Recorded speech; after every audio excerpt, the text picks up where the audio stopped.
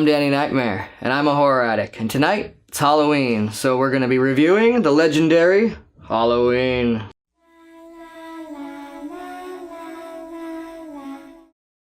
After gaining some notoriety for his movie Assault on Precinct 13, John Carpenter in 1978 brings us Halloween. He directed, did the music, and co-wrote it along with Deborah Hill. Some of those awesome legendary scenes were all her. And John Carpenter admits himself that she wrote all the teenage girl dialogue because he didn't know how to write young girls, and I don't blame him.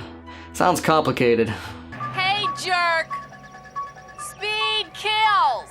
Maybe you could argue that there was a couple slashers before this movie, like Black Christmas, Psycho even, but no, Halloween, it set the standard of slashers. It set the boom. Imitators came out of the woodworks right after this film. Very small independent film, it only had $300,000 budget, and it grossed $47 million in the box office. You don't need to be a mathematician to see the plus side of that. You're thinking $300,000, that's still quite a lot of money. Well, not when it comes to making movies. In fact, more than half the budget went to renting the quality video cameras they needed to film this movie. Damn, that's a lot of money for video cameras. It was 1978, and not just anybody who could make a video and put it online, you know?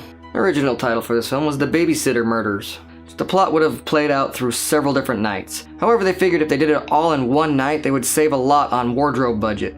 And which night would be the scariest night of the year? Of course, Halloween, which I think was a great move. I mean, the movie probably would have been good either way, but I don't know if it would have got its iconic legendary status as The Babysitter Murderers. It's kind of a mouthful. I mean, you know how many takes it took me to say that? Ugh. A lot of cool things about this movie. I mean, it's supposed to take place in Middletown, America. However, Haddonfield doesn't really exist. They filmed this in Pasadena, so they had to make the leaves and paint them brown themselves, and when Laurie Strode is walking around, they're throwing them over in front of the camera to make it look like it's fall. Yeah, and I could get all hipster and nitpicky on a few things. If you look closely enough, you might even find a palm tree. And the front door to the house where Laurie is babysitting Tommy, you notice that the door handle is on the right side on the outside and on the inside, and that doesn't match up. The movie is so epic to the core that anything little like that can't even touch it. It doesn't matter. Because this movie gave us such a feeling of dread, so much suspense and horror. Under Carpenter's direction, this movie didn't have to do much, to do everything. Basically, there was no wasted moments. Everything set the mode perfectly. Amazing performances by Donald Pleasance and Jamie Lee Curtis in her first full motion picture debut. And you know what? She nailed it. But Carpenter looks back on the whole thing as a great honor to have her as a leading lady in his movie Halloween. Almost as if it was a tribute to Alfred Hitchcock's Psycho, where her mom, Janet Leigh, became an iconic scream queen herself. That's one hell of a passing of the torch. And before I really go into the plot and all the spoilers and stuff, I'm just gonna have to get the obvious part right out of the way. Own it. Fuck yes, own it. Seriously, own it on more than one thing. Own it on Blu-ray, own it on DVD, own it on VHS. Hell, be like me and own it on Betamax. Yeah, I own this on Betamax. I can't have enough copies of this. Sad that Laserdisc still eludes me.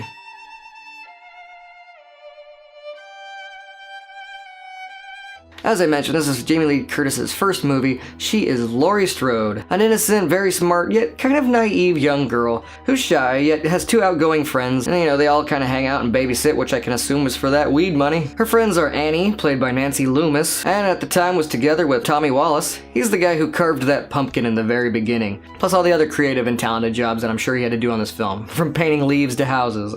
That guy was the man. And our other friend Linda, who's played by PJ Soles. And at this point, she was already used to horror. She was in movies like The Possessed, Bloodbath, and she was Norma in the movie Carrie. Yeah. Jamie Lee Curtis was actually the only teenager out of the bunch, but Nancy Loomis and PJ Soles certainly looked the part. While Laurie and her friends are preparing for a fun Halloween, well, her friends are. They're gonna get busy, while Laurie ends up watching the kids. Little do they know, 15 years ago on Halloween, a kid named Michael Myers murdered his sister for no apparent reason. Then he went to the loony bin. And the night before, he made a daring escape, stealing a car and driving off into the night. With his longtime psychiatrist Dr. Loomis hot on his heels, Michael kills a man down by the railroad tracks and steals his clothes. Also, he acquires a Halloween mask. Now, probably heard this a million times, but the movie only had the budget for about a $2 mask from the store. They had the choices of a clown mask, which I think they ended up using for the young Michael as a kid, and they had a Captain Kirk mask. And believe it or not, they went with a Captain Kirk mask. They painted it, adjusted the eye holes, teased the hair.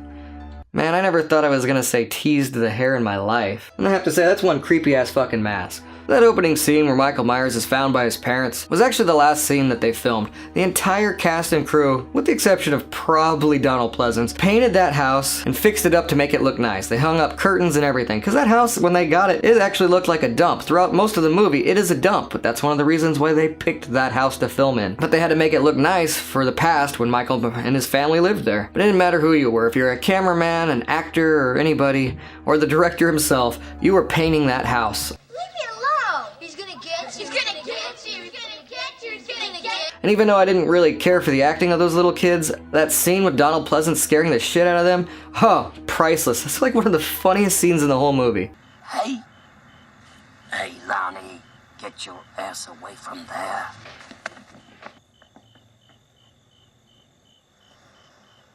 Michael's body count isn't really that high. He only got 5 kills in this film. He's got his young sister in the beginning, the off-screen kill by the railroad, Annie's the first to bite it. Even if Michael hadn't shown up, I'm sure her clumsy ass was bound to get herself killed sooner or later anyways. Now promise me you won't tell anybody about this.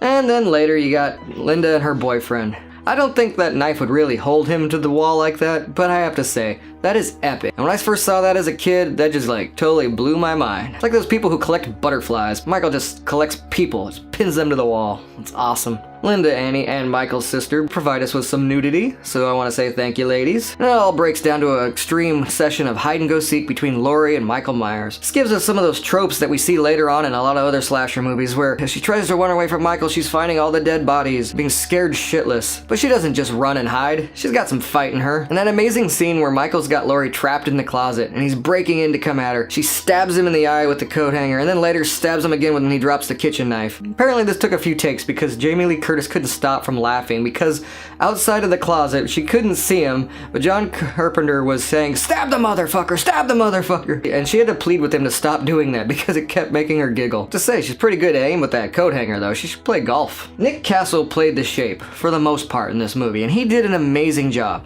There are a couple other people who filled in for a few different scenes, like the guy who reveals himself as Michael Myers, takes off his mask, and he always had that kind of derp eye, which I can only assume was from the coat hanger being stabbed into his head, but I'm not 100% sure what's up with that eye. If you know, let me know in the comments. I also want to point out one little thing that's very confusing about this movie. Is Michael 21 or is he 23? They keep saying he's 21, but the guy who's credited for showing his face says Michael Myers 23. I think that's just a typo. And at the very end, Loomis shows up like a badass and plugs Michael Myers 6 times. If you watch part 2, you're gonna remember that it was 6 times. He's not gonna let you forget it. And that very last scene where Michael Myers' body has disappeared and you see a B-roll of different locations and heavy breathing is to imply that he could be anywhere. Now, that's some creepy ass shit. Anyways, hopefully something I said was new to you. This movie's hard to review because, you know, it's been done a million times. What is there left to talk about the legendary Halloween? Anyways, I hope you all just have an amazing Halloween this year. Leave me some comments down below letting me know what you thought about Halloween. Was this your favorite one, or do you like a sequel better? Believe it or not, this isn't everybody's favorite Halloween. So if it ain't yours, tell me about it. Cut!